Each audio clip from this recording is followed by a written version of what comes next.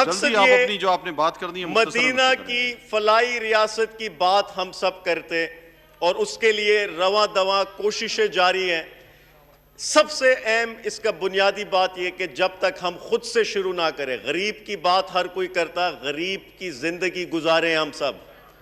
जब वो सरकारी स्कूल में उसके बच्चे गाय बकरियों के साथ पढ़ते तो हम भी महसूस करें, और तभी बेहतर होगा ये निजाम। जब तक हम वो महसूस नहीं करेंगे, मैं उम्मीद करता हूं ये हाउस सपोर्ट करेगा और कुछ लोगों की कारकर्दगी को एक्सपोज करेगा। शुक्रिया जी।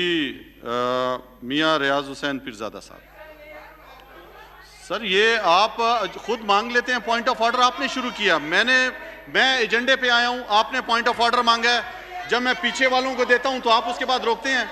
यहां पे ये नहीं होगा कि मैं सिर्फ 3-4 को पॉइंट ऑफ ऑर्डर दूं, जो आगे बैठे हैं, जो पीछे मांगेगा तो उसको मैं ना दूं, मैं सबको फिर दूंगा। मैं एजेंडे पे आया हूं, आपने मुझे एजेंडे पे नहीं आने दिया।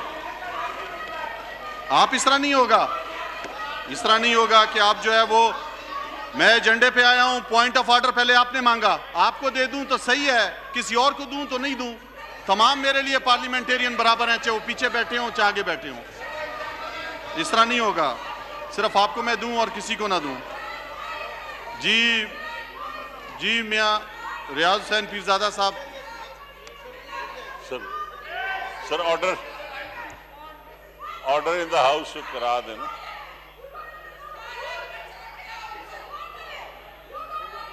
मैं जब आया हूं, आपने पहला पॉइंट ऑफ ऑर्डर मांगा है मुझसे, पहला आपने मांगा है मुझे। रूल्स पे चला रहा हूं, रूल्स मैंने पढ़े हैं, सीखे हैं, याद किए हैं पूरे। ऐसे इस चेयर पे नहीं बैठा हूं मैं। सिर्फ आपको रूल नहीं आते, आप ये मत कहें कि आपको आते हैं रूल सीख के इस चेयर पे बैठा हूं मैं। इस तरह नहीं होगा, इस तरह नहीं होगा। आप बोलती रहें जितना भी बोलना है आपने।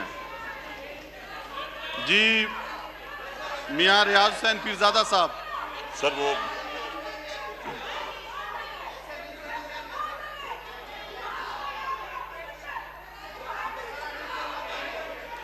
अपोजिशन को जितना मैं मौका दे रहा हूं, आपको दे रहा हूं, आपको पहले दिया है, उनको दिया है मौका, हर एक को मौका दिया है। मैं बिल्कुल इंसाफ के साथ यहां पे बैठता हूं, अल्लाह का नाम लेकर शुरू करता हूं और इंसाफ के साथ यहां पे बैठता हूं। जी मियां रियाज हुसैन साहब सीनियर हैं, आप बोले इस मौके पर। जी जनाब स्पीकर,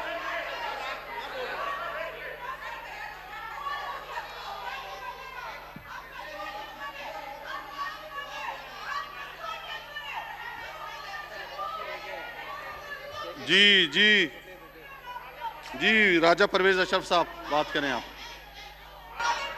सर कादर पटेल को दे दे 1 मिनट। इस तरह नहीं होगा कि आप सारे इकट्ठे हो जाएं और इसको दें, जोर जबरदस्ती नहीं होगी। मेरे पास जो लिस्ट आई है उसके हिसाब से दूंगा। रियाज पीरजादा साहब नहीं करना चाह रहे बात। जी कोई खौफ नहीं है, आपको हमेशा मौका दिया है। किस चीज का खौफ है?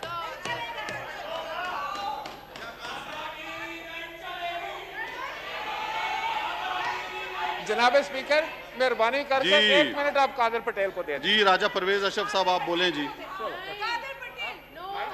इस तरह नहीं होगा जी, इस तरह मैं नहीं दूंगा किसी के कहने पे कि यहाँ पे सारे खड़े हो जाएंगे इसको बोलने दो। ये नहीं होगा जनाब स्पीकर, ये नहीं होगा जनाब स्पीकर, ये नहीं होगा। मेरे पास नाम आए हैं, कोई इनका नाम नहीं लिखा हुआ। आपसे इस्तदा है कि 1 मिनट सिर्फ जो है वो कादर पटेल साहब को दे दे। उन्होंने भी पॉइंट ऑफ ऑर्डर पे बात कर ली। देखिए मेरे पास नाम आया राजा साहब, मैं कोई अपनी मर्जी से नहीं दे रहा, आपकी पार्टी नाम देती है उस हिसाब से दे रहा हूँ। मेंबर ने तकरीर की है, मैं कोई पार्टी नहीं बन रहा। 12-15 मिनट मेरे लिए सारे काबिल एहतराम है, कोई मैं पार्टी नहीं बन रहा। को दे दे सिर्फ 1 मिनट। मैं कोई, ये इस तरह नहीं होगा, ये मैं इस तरह नहीं दूंगा किसी को। सारे एक तरफ भी हो जाए। मेरे पास जो लिस्ट आई है, हर मेंबर मेरे लिए काबिल एहतराम है, गौर से सुना जाए। कोई इस तरह नहीं होगा कि 10 यहाँ पे खड़े हो जाएं और क्या इसको दें। ये जो बाकियों के नाम है, बाकी भी मेंबर हैं, ये तो कोई बात नहीं है कि आप आ जाए आप हर दफा। मैं रूल पे चल रहा था और उसके बाद मैंने आपको पहला दिया मौका। रूल फॉलो कर रहा हूं, रूल फॉलो कर रहा हूं मैं। चीखने से रूल फॉलो नहीं होते हैं। कोई रूल की खिलाफ वर्जी मैंने नहीं की है, कोई रूल की। ये इस तरह नहीं आप करें। देखें, शाइस्तगी के साथ चलने दें इस हाउस को, इस तरह नहीं करें आप। राजा परवेज साहब, आप सीनियर हैं, इस तरह मैं दूं कि कोई भी इकट्ठा हो जाए मैं दे दूं? तो मैंने एक और मोअज़्ज़िज़ मेंबर को दिया, उसको जबरदस्ती बिठा दिया आपने। ये तो कोई बात नहीं है। मैंने राजा रियाज साहब, मियां रियाज हुसैन पीरजादा साहब को दिया और आपने उनको बिठा दिया। वो भी सीनियर हैं, 5वीं 6ठी दफा वो भी मेंबर बने हैं, तो दे रहे हैं, मैं उसके बाद दूंगा उनको,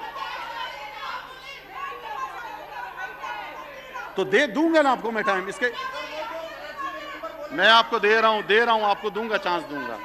आप बैठे हैं, आपको मैं चांस दूंगा। इस तरह नहीं होगा कि आप जबरदस्ती कहेंगे कि इसको दो, मैं उसको दूंगा। मैं नहीं दूंगा इस तरह, मैं नहीं दूंगा इस तरह, नहीं दूंगा, बिल्कुल नहीं दूंगा इस तरह। मैं हाउस को सही तरीके से चला रहा हूं, लेकिन इसका ये मतलब नहीं है कोई जोर से चीख कर जबरदस्ती बोलेगा मैं उसको दूंगा। इस तरह नहीं दूंगा मैं।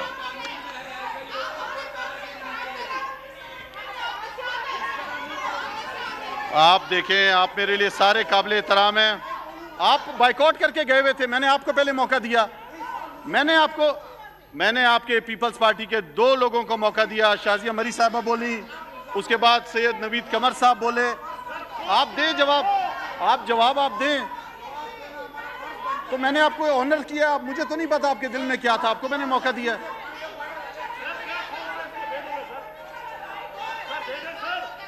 मैं दे रहा हूं, आप उन्हें बैठे, मियां साहब बात करेंगे, उसके बाद आपको दे रहा हूं। तो आपको दे आपको मौका दूंगा, आप बैठ जाए।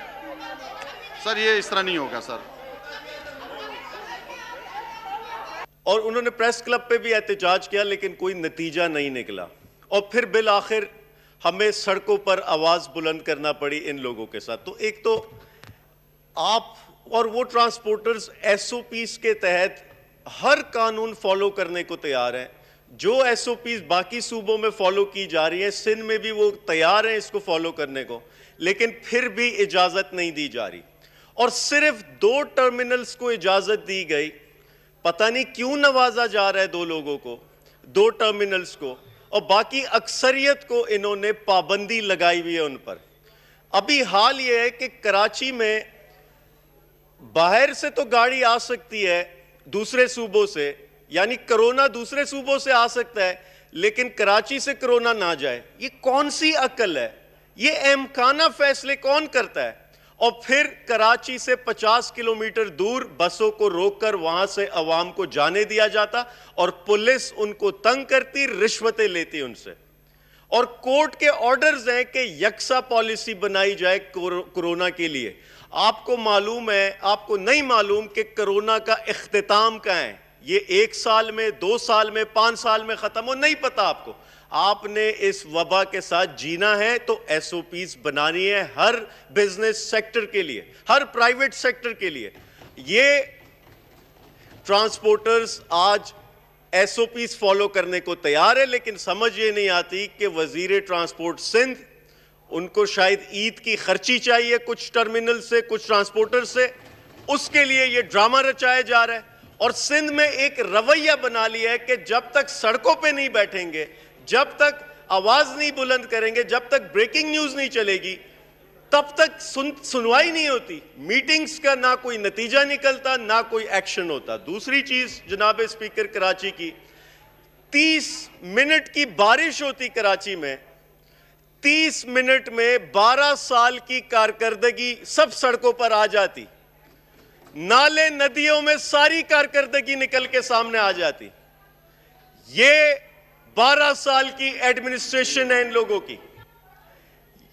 वो आज हाल ये है कि मेयर कराची पैसों के लिए रोता है कि सफाई के लिए पैसे दिए जाए। सिंध हुकूमत ने पैसे देने। वर्ल्ड बैंक नाले की सफाई के लिए इमदाद बेचता है कराची के लिए। कराची के नाले चौके पूरा साल कहां थे ये लोग? सफाई एक मुस्तकिल रेगुलर अमल है, पूरा साल ये इदारे कहां थे इनके?